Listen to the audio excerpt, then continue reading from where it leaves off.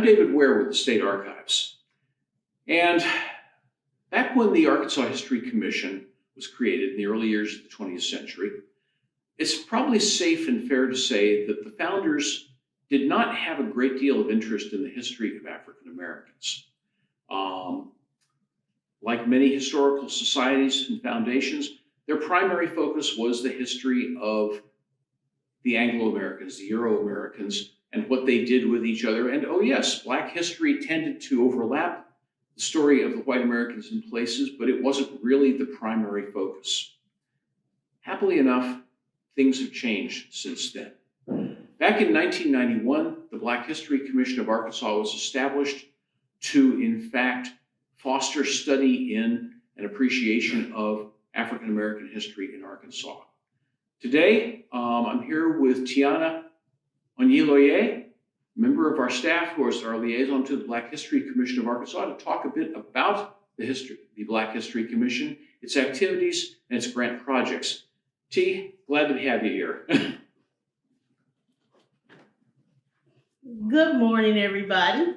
As Dr. Ware said, I am Tatyana Oyinloye. I am the liaison to the Black History Commission of Arkansas, and my job title here at the Arkansas State Archives is Coordinator of the African American History Program. And part of my job is to help to educate Arkansans on African American history here in the state of Arkansas, to preserve the African American legacy here in the state of Arkansas, along with the Black History Commission of Arkansas. And some of the things that the Black History Commission of Arkansas does is they do 2 workshops a year. It used to be, before COVID-19, we used to meet physically, but now we're going to go to virtual. But some of the workshops they put on are like the Black political engagement in Arkansas, African American arts in Arkansas, African American soldiers in wartime is one of the workshops. They did one on African American sports. And for the anniversary of the ELAINE riot, they did one, the ELAINE riot 100 years later, which had a really great turnout. Then we talked about the different African American communities.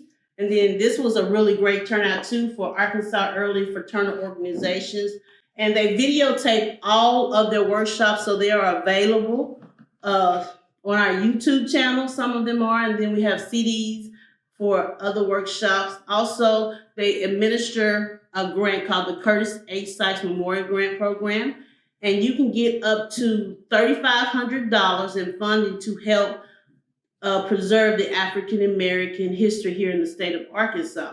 And some of the projects that they have sponsored is the Clay Baylor Cemetery marker. This is the final project, but they pay for a marker that marks this cemetery. That is the marker that sits in the cemetery, but this is the book and the legacy.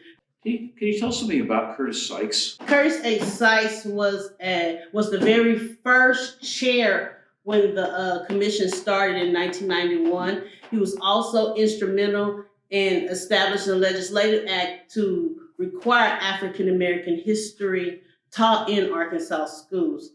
I think it was Act 326 of 1997, I think it is. Don't quote me on it. A little early in the day for legislative references. Yes, but it's out there. It's in the legislative. And yeah, he was an activist. He was really gung-ho on teaching African American history, getting Arkansans knowledgeable about that. And there's also a street sign, if you go into North Little Rock exit, named after him. Mm-hmm. And he's actually a native of North Little Rock. He was an educator. He was born in Dark Hollow back in 1930. So he's a local guy. Yes. Yeah. And he stayed the chair of the Black History Commission until his death in 2007. And this is a challenger. This is another book that was sponsored by the Black History Commission of Arkansas. It talks about the political candidates in Hot Springs, Arkansas. We have this one right here. This is a documentary of I've been working on the railroad, about where railroad workers, that's a tongue twister, for that Morrilton, Arkansas. And recently they sponsored this one. This was a play, Death by Design. It was about the Riceville 21 boys that burnt up in the industrial school. So they did a whole play on that, and the Black History Commission sponsored that. And then we have one down here. It's called the Norwood Family Cemetery. And a lady in Greenwood, Arkansas had a cemetery in her backyard. And the community got together and they cleaned it up to find out it was actually an African-American cemetery. And she started to do the research on that. Donna Goldstein, when she was doing her research, she actually found the descendants of Henry Norwood, and she was able to bring them here and for the dedication of the Norwood Cemetery in Greenwood, Arkansas. They did a really good program, and they dedicated that cemetery, and they put a fence around it. Also have a lesson plan for the children in that school district to learn more about that. And that was a really good project.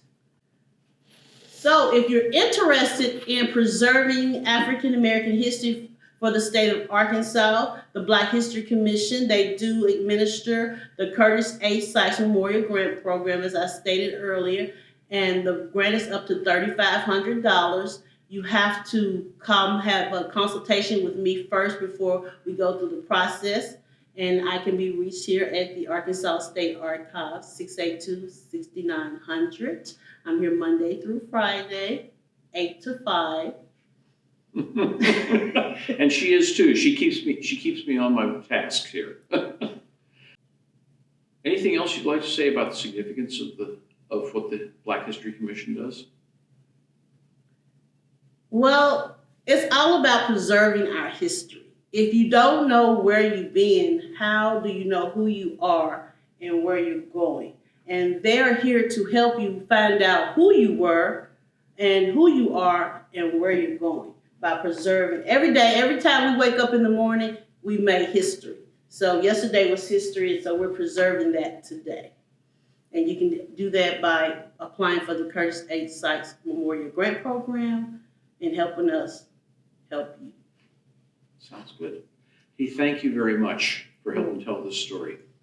For the Arkansas State Archives, this is David Ware reminding you, here at the State Archives, we preserve the stories of lives that have mattered, 2 centuries worth and more.